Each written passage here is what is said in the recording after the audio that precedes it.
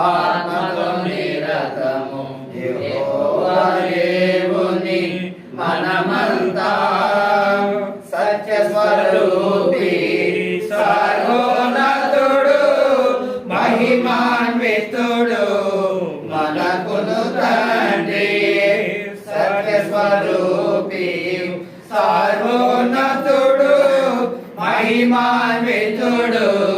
మనకును తండ్రి ప్రభువైన క్రీస్తు